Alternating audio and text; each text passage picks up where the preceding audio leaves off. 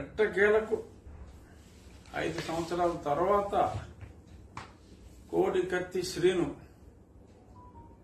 అతనికి బెయిల్ వచ్చింది హైకోర్టు. ఈ కేసు గురించి మటుకు ఎక్కడ మాట్లాడొద్దురా బాబు, ఈ వివరాలని చెప్పి అతనికి బెయిల్ ఇవ్వటం జరిగింది.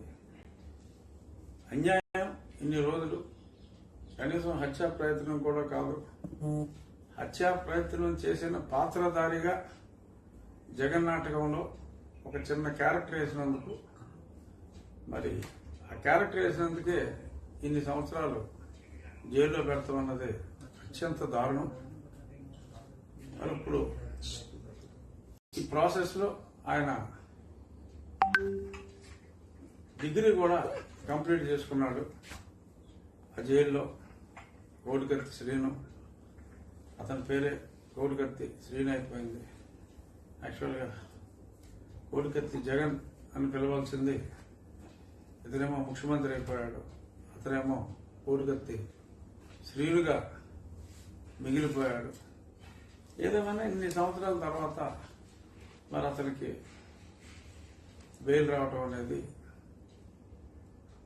ఇంత లేట్ అవడం దురదృష్టం. కనీసం ఇప్పటికైనా మరి బెయిల్ రాకుండా ఎన్ని ప్రయత్నాలు చేయాలని చెప్పి ఒక ముఖ్యమంత్రి స్థాయి వ్యక్తి ఆపాలని చూసినా, కోర్టుకు రాకుండా సాగదీయాలని చూసినప్పటికీ కూడా న్యాయస్థానాల మీద ప్రజలకున్న గౌరవం మరింత ఇనువడింపజేసే విధంగా అవతలవాడు ముఖ్యమంత్రి స్థాయి వాడైనా న్యాయాన్ని డిలే చేయగలరు కానీ న్యాయాన్ని డినై చేయలేరు అనే ఒక వాస్తవాన్ని ప్రజలకు ఇవాళ తెలియవచ్చింది.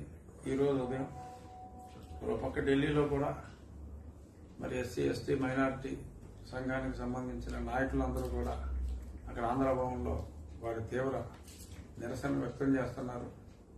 ఇదే సమయంలో మరి ఈరోజే ఈ తీర్పు కూడా రావటం చాలా సంతోషించదగ్గ అంశం.